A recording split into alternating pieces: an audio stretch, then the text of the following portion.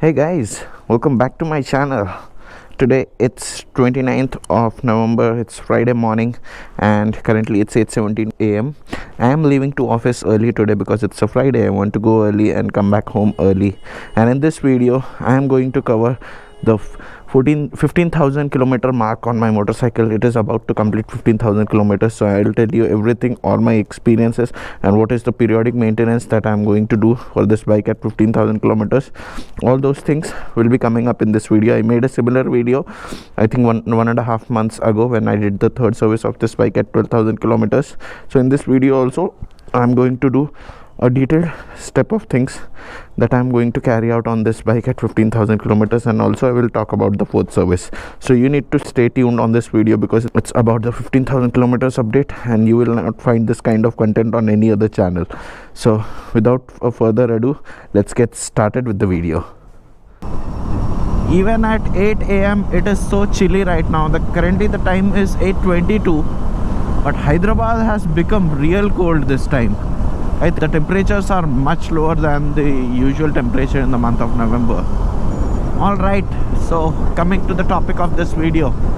This bike is almost 8 months old. I purchased it on 3rd of April. This was the first bike to be delivered in the country, and today is 29th of November. So in another 4 days this bike will complete 8 months, and on the odometer it shows 14,693, approx 14,700 kilometers. So in another 4 days I'm sure I will clock 15,000 kilometers on the odometer readings, because this is the first motorcycle in the country.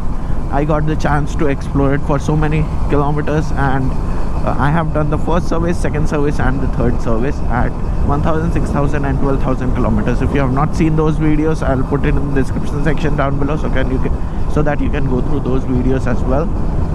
Now coming to the fourth service of this bike, it's scheduled at 18,000 kilometers, but there is something surprising.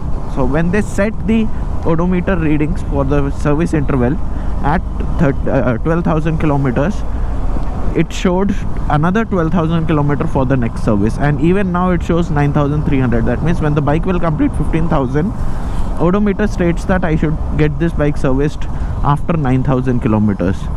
So I don't think that's true. So I checked the service manual. In the service manual it states that every 6 months or 6,000 kilometers I need to get this bike serviced. So technically I should get it serviced at 18,000 kilometers. That is another 3,000 kilometers from now. And if I go by the manual states that there is no need to change the engine oil filter or the air filter. It just states that engine oil needs to be topped up at 18,000 kilometers. But when I saw the engine oil at the third service, after running it for 6,000 kilometers with the new oil, it became completely black. So I'm sure I'm going to change the engine oil at 18,000 kilometers, but I think I will not change the oil filter because that is not recommended by the manufacturer. Then that's okay. Even if something goes wrong with this bike, if I don't change the oil filter, the company will be responsible for it. They have clearly mentioned that oil filter and oil should not be changed, so I'm not gonna change. And the oil filter costs 1,300 rupees. And for the air filter also, something strange I have noticed, that is, they have clearly mentioned in the owner's manual that it has to be changed at every 12,000 kilometers. It should not be changed at every service. They should inspect it. If it needs replacement, only then they should replace it. So this oil filter was replaced at 6,000 kilometers. At 12,000 kilometer service, the technician checked it. It was all okay. So they cleaned it and installed it again. So it's running on the same old air filter. So I think I might change the air filter at 18,000 kilometers, but I'm not gonna change the oil filter. And this time I think I will go with better engine oil, because the authorized service center Aprilia is providing the Castrol synthetic oil, and there are much better oils than that. I think I will go for Motul 300V or 300V square this time, because those are high performance engine oils. I will try that out. Apart from that, the major cost of replacement which is going to come next is the chain sprocket. So at the third service only, the technician told me that the chain sprocket needs a replacement very soon, and now I have again reset the chain because it became further loose, so I had to tighten it up, and there is no room for tightening it up for one more time. So it has done its life almost, and at some places it became tight, at some places it became loose. What that means is there is uneven wear on the tooth of the sprockets as well. This is an indication that the chain definitely needs a replacement, and I am able to feel that at around 50 or 60 kmph of speed when I'm keeping the throttle steady. I'm able to feel that slight jerk, which is because of the tightening and losing effect of the chain, because that is not even at all places. Some places it is loose, some places it's tight, and if I want to tighten it up more, then the place where it is very tight, it will become further more tight, so that's not recommended. And I'm sure the chain sprocket is going to cost around 7,000 to 8,000 rupees, because in KTM they used to charge around 3,500. For Kawasaki Ninja 300 the chain sprocket costs 7,500 rupees. So I'm sure even this bike will cost the same. I will not be surprised if it is at around 7,000 mark. I will have to get it replaced very soon. I think after 500 or kilometers or 1000 kilometers I will get the chain sprocket changed.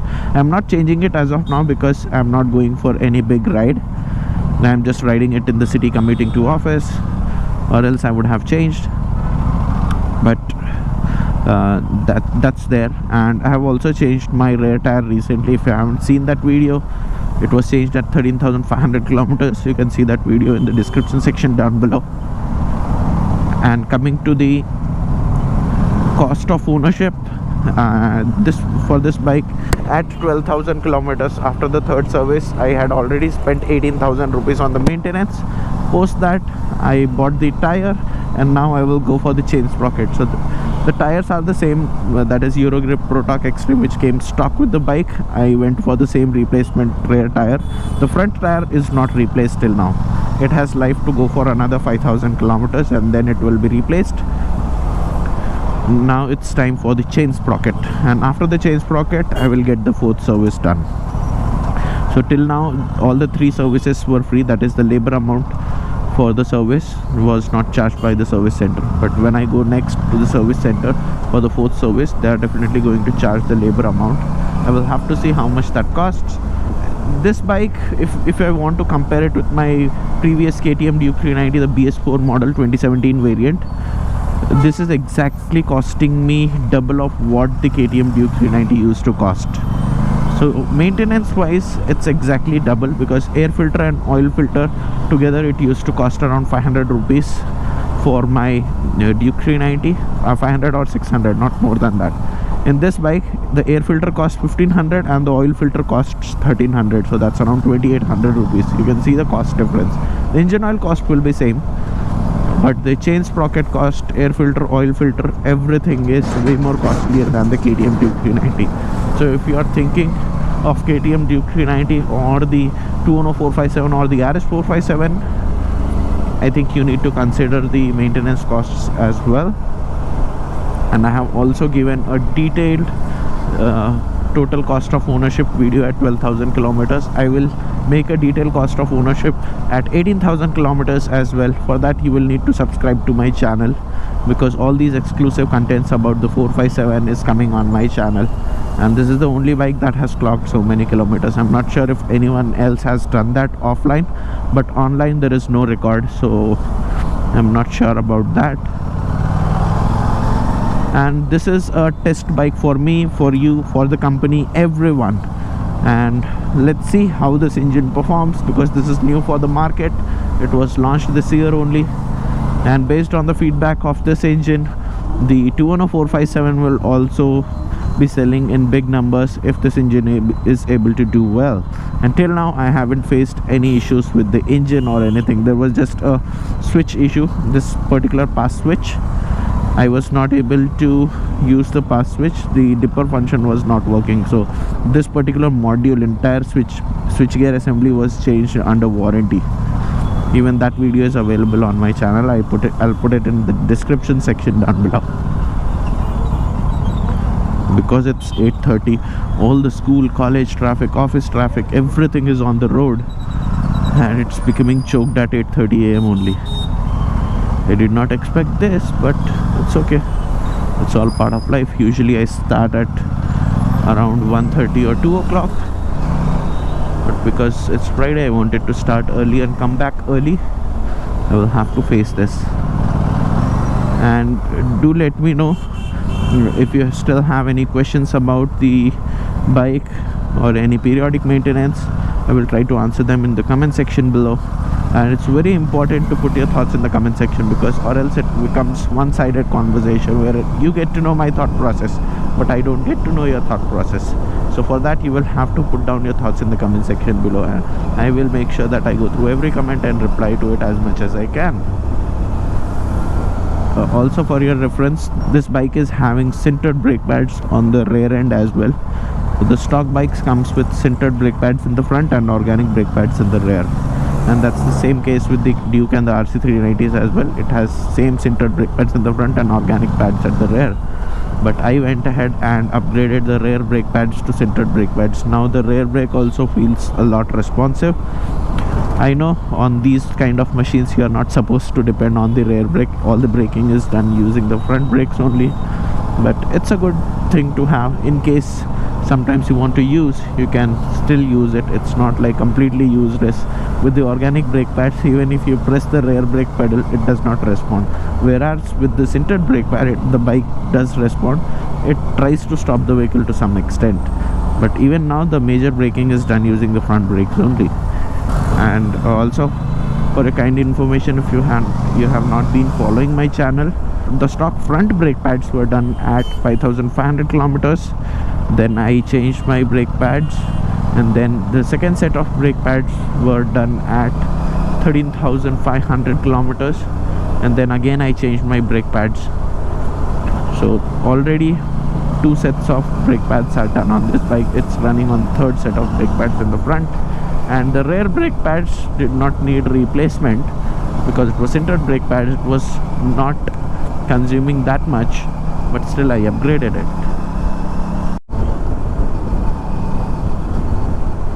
I just love the way this gearbox and the engine responds. Even at the 3,400 RPM in the 5th gear, you just have to pull the accelerator and the bike goes. This is amazing torque delivery at low end RPMs, and this is what will make the 210457 a big success. I am excited for the 210457 launch. Let me know if you are excited as well. And whenever that bike launches, I will give you a long-term ownership review by riding it day to day and giving you my thoughts about the 210457. For that, you will have to wait at least for 2 to 3 months from now.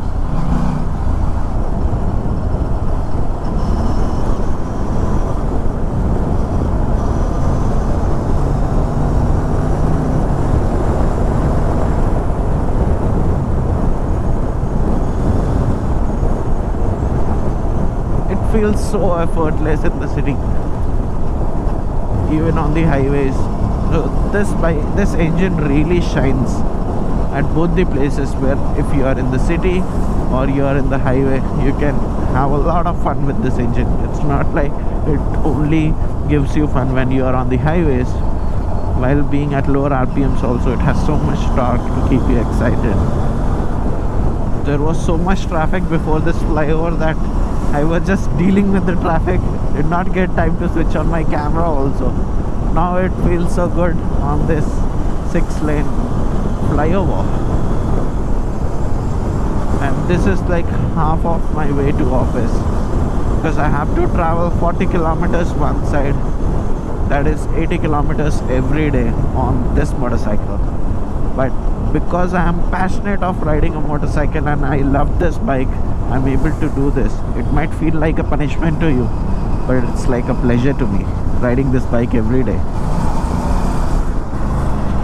I have reached my office. It took me close to 1 hour, 5 minutes to reach here. And it's time to close this video. I hope you get some useful insights about this bike from this video. If yes, do hit that like button.